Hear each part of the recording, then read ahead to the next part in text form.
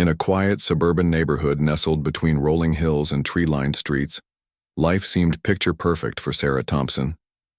She was a vibrant, compassionate woman in her early 30s who had dedicated her life to teaching. Her classroom was more than just a place of learning. It was a haven where students from all walks of life felt seen, heard, and valued. Sarah's warmth and kindness made her beloved by her colleagues, students, and the community at large. Her husband, Marcus Thompson, was the polar opposite in temperament, but equally admired. A decorated Delta Force commander, Marcus carried an aura of quiet authority. He was known for his sharp mind, physical prowess, and unshakable moral compass.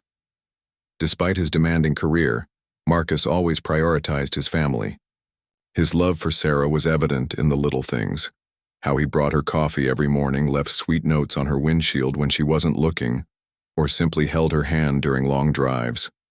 Together, they were the epitome of partnership. Couple deeply rooted in trust, respect, and shared values. On a crisp autumn evening, as golden leaves danced in the wind, Sarah finished grading papers at school later than usual. The sun had already dipped below the horizon, casting long shadows across the parking lot as she walked to her car. She hummed softly to herself, thinking about the dinner Marcus promised to cook that night. Little did she know, her peaceful evening was about to take a terrifying turn. As Sarah unlocked her car door, she noticed something odd. A white van parked a few spaces away with its engine running. Its headlights were off, blending it into the dimly lit surroundings. At first, she dismissed it as nothing unusual. People often lingered in parking lots after work. But as she slid behind the wheel and started the ignition, the van suddenly pulled out of its spot and began following her. Her heart skipped a beat. Was this coincidence? Or was someone deliberately tailing her? Sarah tried to calm herself down, reasoning that perhaps the driver was heading in the same direction. She took a different route home, weaving through side streets to see if the van would follow. It did. Panic bubbled up inside her chest. She gripped the steering wheel tightly, glancing at her rearview mirror every few seconds. The van stayed close, never speeding up or falling too far behind. By now, there was no denying it. She was being followed. Desperate to lose them, Sarah sped up, hoping to reach a busy intersection where she could flag down help. But before she could make it, the van swerved dangerously close to her bumper, forcing her to slam on the brakes. Her car screeched to a halt, and within moments, masked men leapt out of the van surrounding her vehicle. One of them smashed her window with a crowbar, sending shards of glass flying everywhere. Sarah screamed, trying to lock the doors, but it was too late. Strong hands yanked her out of the car, dragging her toward the waiting van. "Let me go," she shouted, kicking and thrashing as hard as she could. But her captors were relentless. They gagged her with a cloth, tied her wrists with zip ties, and shoved her roughly into the back of the van. As they sped away, Sarah's mind raced. Who were these men? What did they want with her? She caught fragments of their conversation. Words like lesson, her kind, and deserve, and her blood ran cold. This wasn't a random act of violence. This was targeted. This was personal. And it was fueled by hate. Back at the Thompsons' cozy home, Marcus paced anxiously. Dinner sat untouched on the stove, growing colder by the minute. Sarah was usually punctual, and her absence gnawed at him. He called her cell phone repeatedly, only to be met with silence. Something didn't feel right. Trusting his instincts, Marcus grabbed his jacket and headed outside to look for her. The first clue came when he spotted Sarah's car abandoned in a nearby alleyway. Its front bumper was dented and broken glass littered the ground. Fear clutched at his heart as he examined the scene.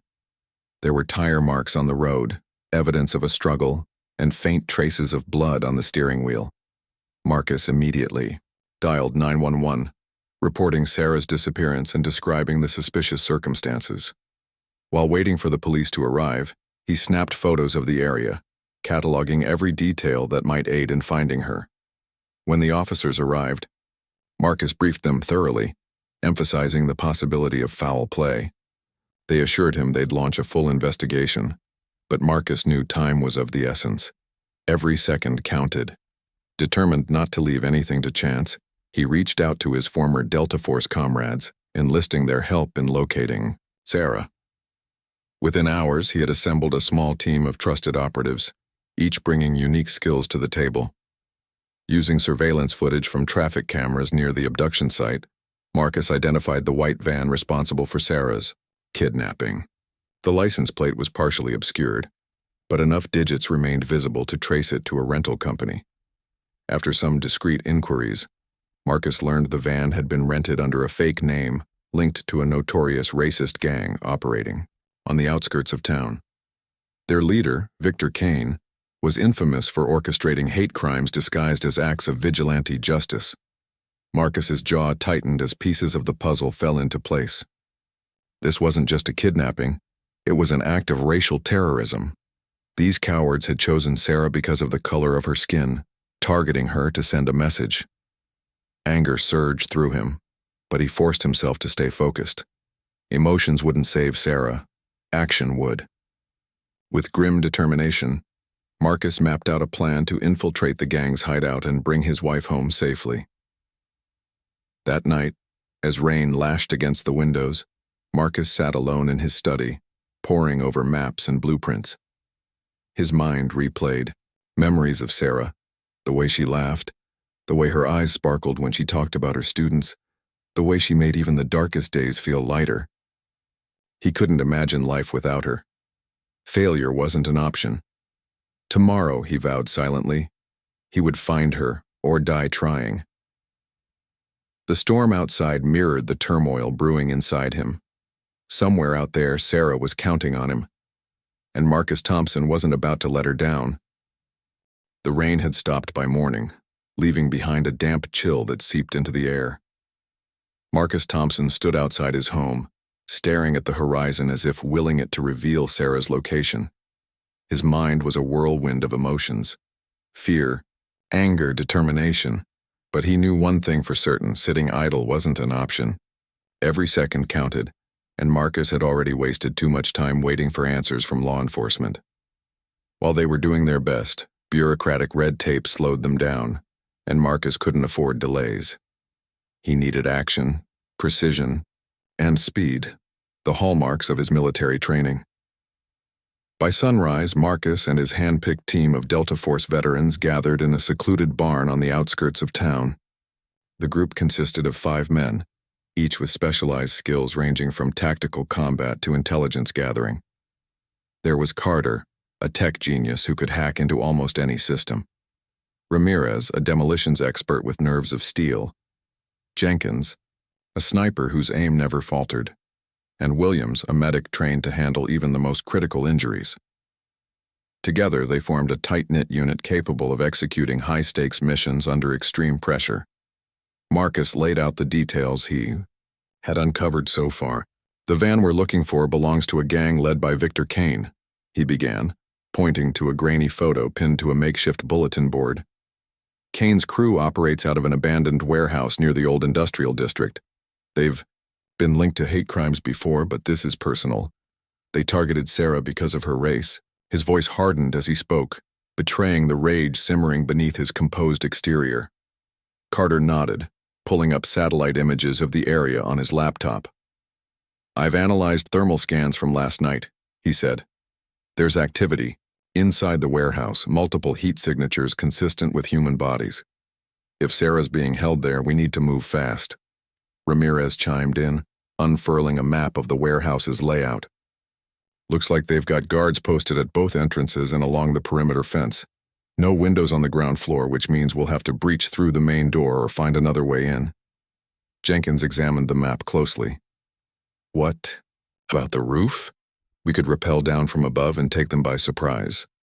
Marcus considered the suggestion, his sharp eyes scanning the diagram. "It's risky, but it might work. Let's split into 2 teams. Jenkins and I will go in through the roof. Ramirez and Williams will cover the rear exit in case things go south. Carter, you stay back and monitor communications. If anything goes wrong, you pull us out." Everyone nodded in agreement, their expressions grim yet resolute. This wasn't just another mission, it was deeply personal. For Marcus, failure meant losing the woman he loved. For the others, It meant letting down someone they respected deeply. None of them were willing to let that happen. As the team prepared their gear, Marcus took a moment to step aside and collect his thoughts. He stared at a picture of Sarah tucked into his pocket, a candid shot of her smiling brightly, her hair blowing in the wind. It reminded him of why he was doing this, not just to save her, but to send a message to those who thought they could spread hate without consequences. Today, justice would prevail. The journey to the warehouse felt endless. The team traveled, in silence, their focus razor-sharp. Dressed in black tactical gear, they moved like shadows, blending seamlessly into the darkness. By the time they reached the outskirts of the industrial district, the sun had dipped below the horizon, casting long shadows across the desolate landscape. The warehouse loomed ahead, its rusted walls and broken windows giving it an eerie, abandoned appearance. But Marcus knew better. Beneath its decaying facade lay danger and possibly Sarah. Carter's voice crackled through their earpieces. Thermal imaging shows movement inside. Looks like 8 to 10 armed individuals patrolling the area. Be careful. Marcus signaled for Jenkins to follow him as they approached the building. Using grappling hooks, they scaled the side of the structure, their movements silent and deliberate. Once on the roof, they positioned themselves above what appeared to be the central section of the warehouse. Through a skylight, they spotted several figures moving below, their voices muffled but audible. One of them sounded eerily familiar. It was Victor Kane himself barking orders to his subordinates. "We need proof she's here," Marcus whispered to Jenkins, who adjusted his rifle scope to get a better view. After a tense moment, Jenkins nodded. "She's alive. I see her in a corner, tied up but conscious." Relief washed over Marcus, but it was short-lived. Knowing Sarah was nearby only fueled his resolve. He motioned for Jenkins to cover him as he carefully pried open the skylight. With practiced ease, Marcus lowered himself into the warehouse, landing softly on the floor. Jenkins followed close. Behind, his rifle trained on the unsuspecting guards below. Meanwhile, Ramirez and Williams had taken position at the rear exit, ready to intercept anyone attempting to flee. Back at base, Carter monitored everything through cameras and audio feeds, feeding real-time updates to the team. The operation was going according to plan. For now. Inside the warehouse, Marcus crept forward, staying hidden in the shadows. He listened intently to Kane's conversation, piecing together fragments of information. "Teach her a lesson," Kane sneered, pacing back and forth. "Let her know what happens when people like her think they can live among us." Marcus clenched. His fists, his jaw tightening. This wasn't just about Sarah anymore. It was about dismantling the hatred these men represented. But he forced himself to stay calm. Acting impulsively would put Sarah in greater danger. Timing was everything. Suddenly, a loud clang echoed through the warehouse as one of the gang members accidentally knocked over a metal tool. The noise startled everyone, including Marcus and Jenkins, who ducked behind crates to avoid detection. 2 guards rushed toward the source of the sound, weapons drawn. Marcus exchanged a quick glance with Jenkins, silently communicating their next move. In a swift, coordinated strike, Marcus and Jenkins neutralized the guards, disarming them before they could raise the alarm. Working quickly, they bound and gagged the men, hiding them out of sight. Each takedown brought them closer to Sarah, but also closer to discovery. Every step felt like walking a tightrope, where one misstep could spell disaster. Finally, Marcus reached the room where Sarah was being held. Peering through a crack in the door, he saw her sitting on the floor, her hands tied and her face bruised but defiant. Tears welled up in his eyes, but he blinked them away. Now wasn't the time for emotion. He signaled for Jenkins to stand guard while he slipped inside. "Sarah," he whispered, crouching beside her. Her head snapped up, her eyes widening in disbelief. For a moment, neither of them spoke. Then tears streamed down her face as she threw herself into his arms. "You came for me," she choked out, her voice trembling. "I'll always come for you," Marcus replied, his tone firm, but gentle. Quickly, he untied her bindings and helped her to her feet. "We need to move," Stay close to me. As they exited the room, Marcus noticed something alarming. Victor Kane was heading straight for them, flanked by several armed men. Their escape route was blocked. For the first time since the mission began, Marcus felt a flicker of doubt. Outnumbered and exposed, the odds were stacked against them. But giving up wasn't an option, not when Sarah's life depended on him. Taking a deep breath, Marcus tightened his grip on his weapon and stepped forward, shielding Sarah behind him. "Stay calm," he murmured to her. "This isn't over yet." Victor Kane smirked, his cruel gaze sweeping over them. "Well, well," he drawled. "Looks like we've got ourselves a hero. Too bad heroes don't win every battle." Marcus didn't respond. Instead, he locked eyes with Kane, his expression unreadable. In that moment, he realized something important. Brute force wouldn't be enough to win this fight. To defeat Kane, he'd need to outsmart him. And as a Delta Force commander, strategy was his greatest strength. With Sarah safely tucked behind him, Marcus prepared for the confrontation of a lifetime. The stage was set, and the stakes couldn't be higher. Victor Kane's smirk widened as he took a step closer, his heavy boots echoing ominously in the cavernous warehouse. Behind him, his armed henchmen fanned out, forming a semicircle that left Marcus and Sarah with no clear path to escape. The air was thick with tension, each second stretching like an eternity. Marcus stood tall, his body shielding Sarah completely. His grip on his weapon tightened, but he didn't raise it. Not yet. He knew better than to act rashly. This wasn't just about survival. It was about ensuring Sarah got out alive. Kane chuckled, a low, menacing sound that sent shivers down Sarah's spine. "You really think you can take all of us on by yourself?" he taunted, gesturing to his men. "Even someone like you, trained killer or not, can't win against these odds." Marcus didn't flinch. Instead, he locked eyes with Kane, his gaze unwavering. "I don't need to win against all of you," he said calmly, his voice steady despite the storm raging inside him. "I just need to win against you." The room fell silent for a moment. Kane's grin faltered briefly, replaced by a flicker of uncertainty.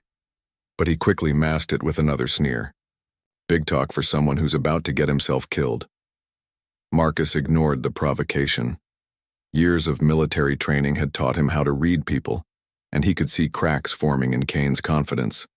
These weren't soldiers. They were cowards hiding behind weapons and hate. They hadn't expected resistance, let alone someone like Marcus. And now, faced with a man who exuded calm authority, they were beginning to doubt themselves. "Why don't you tell your boys what this is really about?"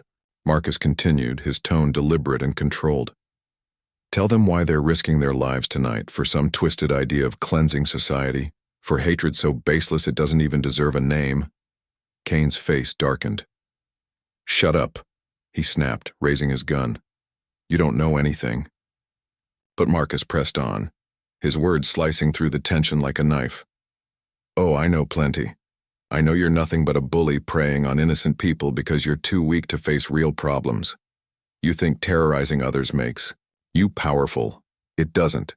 It makes you pathetic." Sarah watched in awe as Marcus spoke, her heart swelling with pride. She'd always known he was strong, but seeing him stand there, unshaken, fearless, and utterly in control, was a revelation. Even surrounded by danger, he radiated strength and purpose. His words weren't just meant to provoke Kane, they were meant to plant seeds of doubt among the gang members. Sure enough, subtle shifts began to ripple through the group. One of the younger men shifted uncomfortably, glancing at his comrades. Another lowered his weapon slightly, hesitating. Marcus noticed these small changes and seized the opportunity. "How many of you actually believe in this garbage?" he asked, addressing the gang directly. "Do you honestly think hurting innocent people will make your lives better? Or are you just following orders because you're too scared to think for yourselves?" The silence grew heavier. Kane sensed the shift and barked, "Don't listen to him, he's trying to divide us."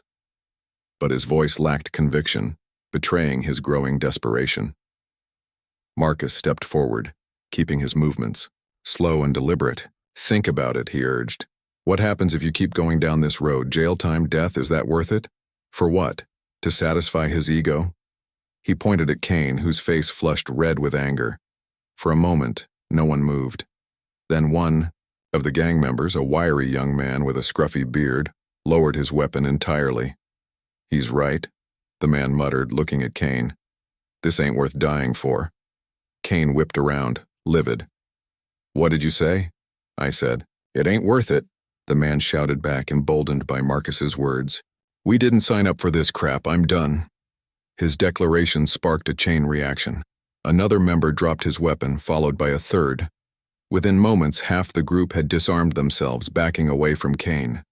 Seeing their leader's power crumble before his eyes, the remaining loyalists exchanged uneasy glances. Even they seemed unsure now. Kane realized he was losing control. Panicking, he raised his gun and fired wildly, aiming at Marcus. But Marcus was ready. With lightning-fast reflexes, he dove to the side, pulling Sarah down with him. The bullet whizzed past harmlessly, embedding itself in the wall behind them. Before Kane could fire again, Jenkins appeared from the shadows, taking aim with his rifle. Drop your weapon, Jenkins commanded, his voice sharp and authoritative. Kane froze, his eyes darting between Marcus and Jenkins. Realizing he was outnumbered and outmaneuvered, he reluctantly lowered his gun, cursing under his breath. Marcus wasted no time. In one fluid motion, he disarmed Kane and pinned him to the ground, twisting his arm behind his back until he cried, out in pain. You're done, Marcus growled, his voice cold and final. Your reign of terror ends here. While Marcus subdued Kane, Ramirez and Williams secured the rest of the gang members, confiscating their weapons and tying them up. Carter's voice crackled through their earpieces. Police are en route. ETA 5 minutes. Copy that, Marcus replied, breathing heavily but still focused. He turned to Sarah, who was sitting nearby, visibly shaken but unharmed. Kneeling beside her, he cupped her face gently. Are you okay? He asked, his voice softening. She nodded, tears streaming down her cheeks. I am now, she whispered, clutching his hand tightly. Thank you. Marcus pulled her into a tight embrace, holding her as if afraid she might disappear.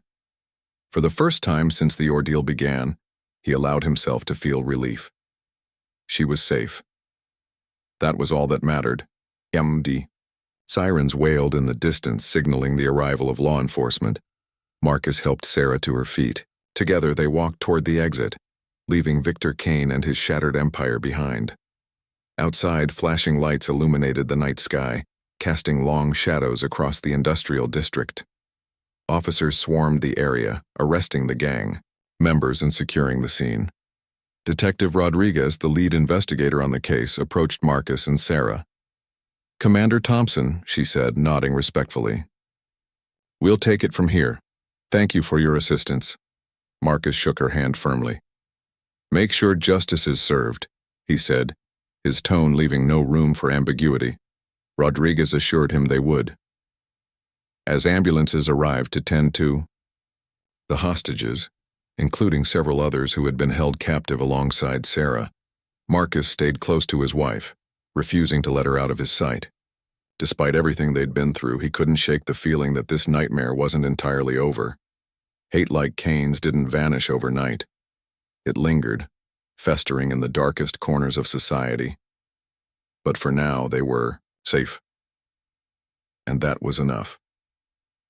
Later that night, back at their home, Marcus and Sarah sat together on the couch, wrapped in blankets and sipping hot tea. Neither spoke much.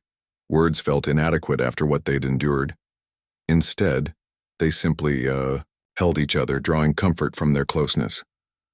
Eventually, Sarah broke the silence. What happens next? She asked softly, her voice tinged with both fear and resolve. Marcus sighed, running a hand through his hair. We fight back, he said simply. Not with violence, but with action. We expose the truth about people, like Kane. We educate. We inspire change. Hate thrives in ignorance, Sarah. Our job is to shine a light on it. Sarah nodded, understanding dawning in her eyes. Then let's do it, she said firmly. Together. Marcus smiled, brushing a strand of hair from her face. Together, he agreed. Though scars remained, both visible and invisible, their bond had only grown stronger.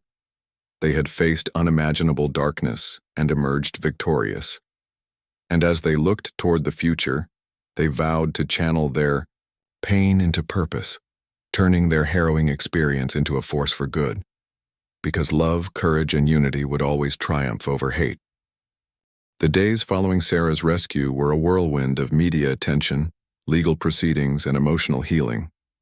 News of the daring operation led by Marcus Thompson spread like wildfire, capturing the nation's imagination. Headlines hailed him as a hero, while Sarah's bravery in the face of terror inspired countless others. Yet despite the public acclaim, the couple chose to keep a low profile, focusing instead on rebuilding their lives and processing the trauma they had endured. Victor, Kane, and his gang members were swiftly arrested, charged with multiple counts of kidnapping, assault, hate crimes, and conspiracy. The evidence against them was overwhelming. Surveillance footage, witness testimonies, and recovered weapons painted a damning picture of their activities. As the trial date approached, prosecutors worked tirelessly to ensure that justice would be served. For Marcus and Sarah, this wasn't just about punishing the perpetrators. It was about sending a message that hate-fueled violence would not go unchallenged. But the road to recovery wasn't easy. Sarah struggled with recurring nightmares. Haunted by memories of her captivity, she often woke up in cold sweats, clutching Marcus's arm for reassurance. Despite her resilience, the psychological scars ran deep. Marcus encouraged her to seek professional help, and together they attended therapy sessions designed to address trauma and foster healing. Slowly but surely, Sarah began to regain her confidence, finding solace in the unwavering support of her husband and loved ones. Meanwhile, Marcus grappled with his own demons. Though outwardly composed, he carried the weight of what he had witnessed and done during the rescue mission. He replayed every moment in his mind, questioning whether he could have acted differently or prevented the ordeal altogether.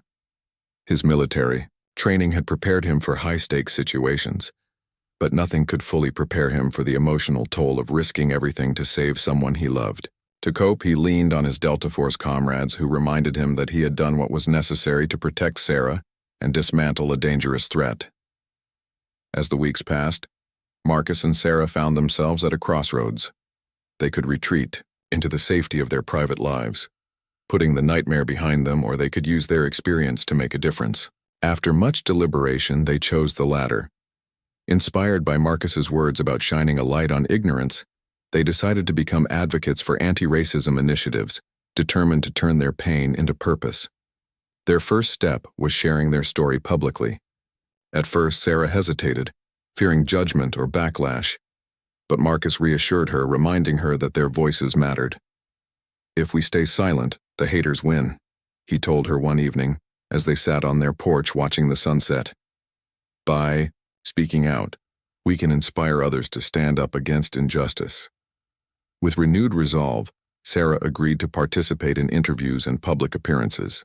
Her courage resonated deeply with audiences, particularly when she spoke about the importance of education and empathy in combating prejudice. "Hate thrives when people are divided," she said during a televised interview. "But love and understanding have the power to unite us.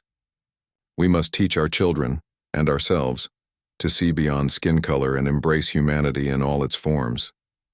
Marcus complimented Sarah's efforts by testifying before Congress, urging lawmakers to strengthen legislation targeting hate groups. Drawing from his military expertise, he highlighted the dangers posed by organized extremists and advocated for increased funding to combat domestic terrorism.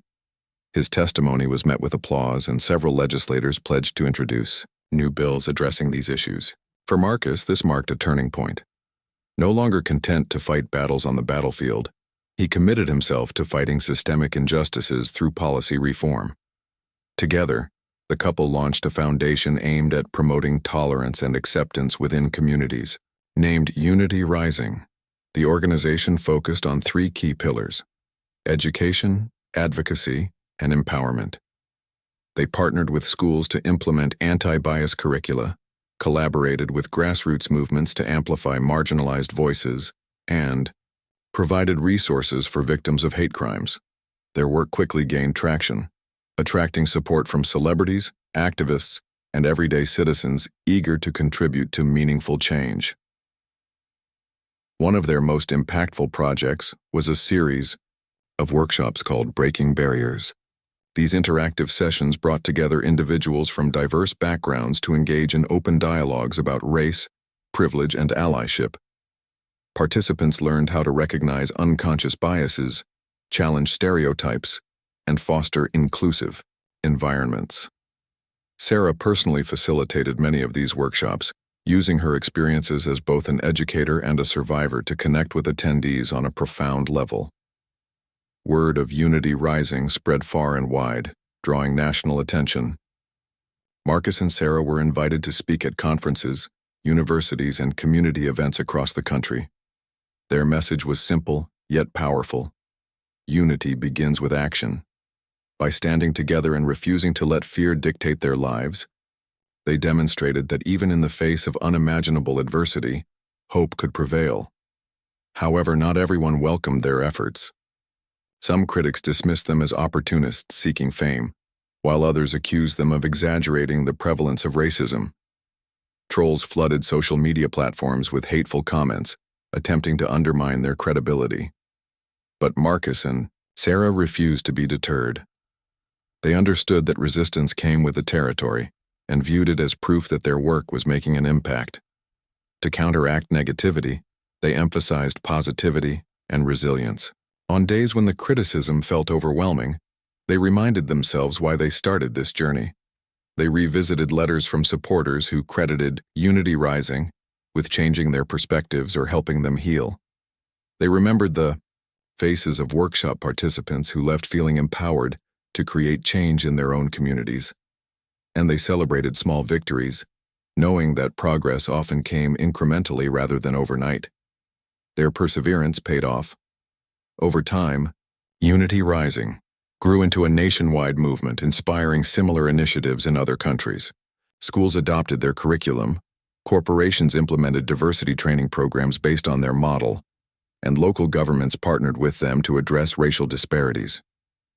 What began as a personal crusade evolved into a global effort to dismantle hatred and promote understanding.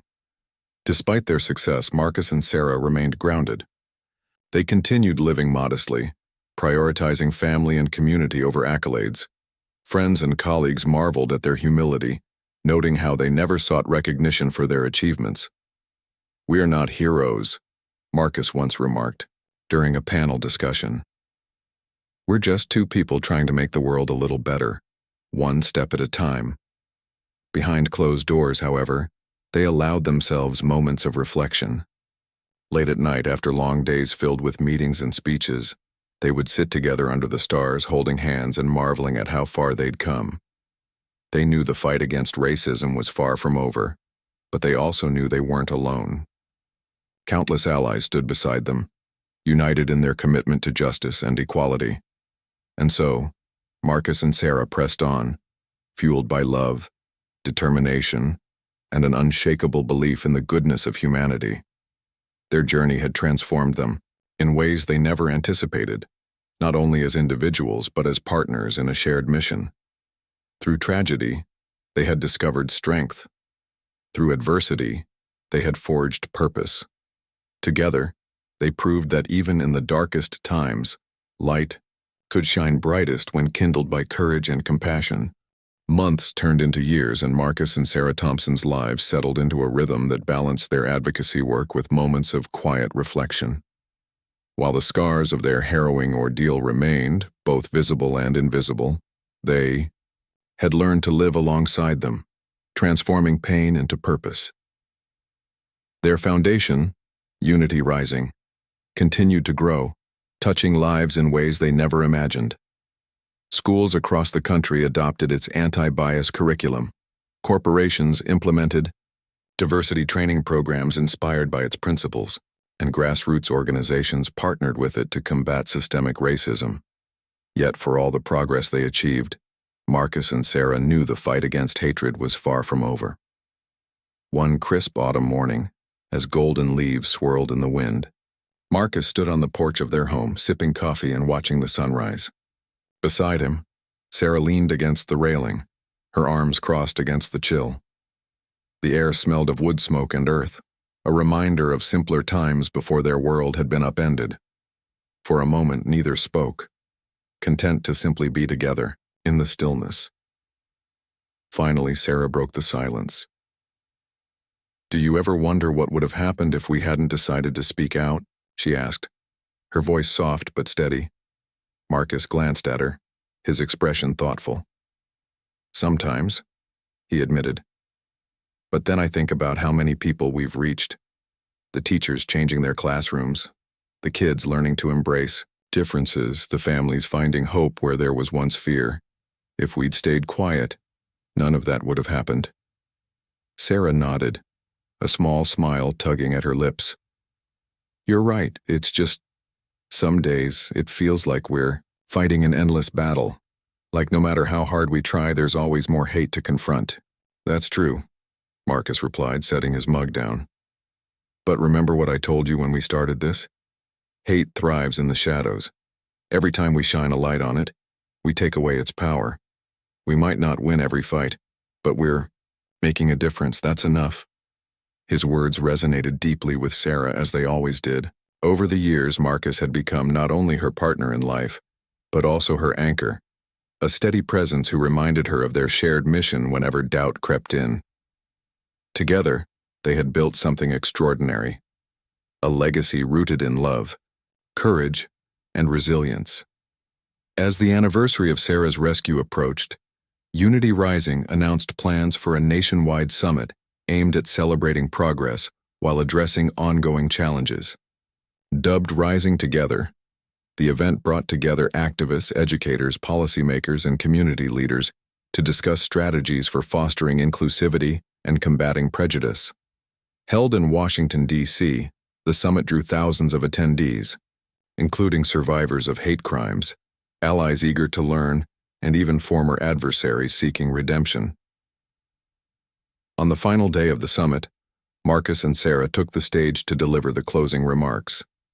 As they walked onto the platform, the audience erupted into applause, rising to their feet in a standing ovation. Tears welled up in Sarah's eyes as she scanned the crowd, overwhelmed by the outpouring of support. Beside her, Marcus placed a reassuring hand on her shoulder, his pride evident in his warm smile. When the applause subsided, Sarah stepped forward, gripping the podium tightly. "Thank you," she began, her voice trembling slightly. "Thank you for being here today, for believing in the possibility of a better world. When Marcus and I first decided to share our story, we weren't sure anyone would listen. But you proved us wrong. You showed us that change is possible when good people come together." She paused, taking a deep breath before continuing. "We've seen incredible progress since then. Schools are teaching empathy instead of division. Communities are standing up against injustice. And individuals are choosing love over hate. But let's not fool ourselves. This work isn't easy. There will always be setbacks, moments when it feels like we're losing ground. But those moments don't define us. What defines us is how we respond." Turning to look at Marcus, she added, "My husband taught me something during the darkest chapter of our lives. Courage isn't the absence of fear, it's acting despite it. So today, I ask each of you to find your courage. Speak up when you see injustice, stand with those who are marginalized, and never stop believing in the power of unity." The audience erupted into cheers, moved by her heartfelt message. When the applause died down, Marcus joined her at the podium. He cleared his throat, his gaze sweeping across the sea of faces. "What Sarah said is true," he began, his tone firm yet compassionate. "This journey isn't easy, but it's worth it. Every person we reach, every mind we change, brings us closer to a world where no one has to live in fear because of who they are." He paused, his eyes narrowing slightly as he addressed the skeptics and critics who doubted the effectiveness of their efforts. "There are people who say we're wasting our time, that hatred is too ingrained in society to ever disappear. To them I say this: Hatred may exist, but so does love. Prejudice may persist, but so does compassion. And as long as we keep shining a light on ignorance, we'll continue to drive it back. Looking directly at Sarah, he concluded, I'm proud of everything we've accomplished together, not just as a couple, but as part of a movement bigger than ourselves. This isn't the end of our journey. It's just the beginning. Let's keep rising. Together. The room erupted once, more this time with chants of rising together, echoing through the auditorium. As Marcus and Sarah left the stage hand in hand, they felt a renewed sense of purpose. They had weathered storms, faced unimaginable challenges, and emerged stronger than ever. Their story was proof that even in the face of hatred, love could triumph, and that unity, though fragile, was worth fighting for. Back home, life returned to its familiar rhythm. Marcus resumed his role as a mentor to young soldiers, sharing lessons not only about combat, but also about integrity and leadership. Sarah threw herself into her work as an educator, using her classroom as a laboratory for nurturing empathy and understanding. Together, they balanced their public roles with private moments, cherishing the simple joys of family life. Yet, they never forgot the lessons they had learned along the way. Each scar, whether physical or emotional, served as a reminder of their resilience. Each challenge they overcame strengthened their resolve, and each victory, no matter how small, reinforced their belief in the inherent goodness of humanity. Years later, as they sat on the porch watching another sunset, Sarah rested her head on Marcus's shoulder. "Do you think we made a difference?" she asked quietly. Marcus kissed the top of her head, smiling. "Absolutely," he said without hesitation. "Look around, Sarah. Look at the lives we've touched, the changes we've sparked. The world isn't perfect, but it's better because of us. Isn't that what matters?" Tears filled her eyes as she nodded. "It is," she whispered, "and I wouldn't trade this life for anything." In that moment, surrounded by the beauty of nature and the warmth of their bond, Marcus and Sarah knew they had done everything they could to leave the world a little brighter than they found it. Their journey had been fraught with danger, heartache, and sacrifice, but it had also been filled with love, hope, and triumph. Together they had proven that even in the darkest times, courage and unity could light the way forward.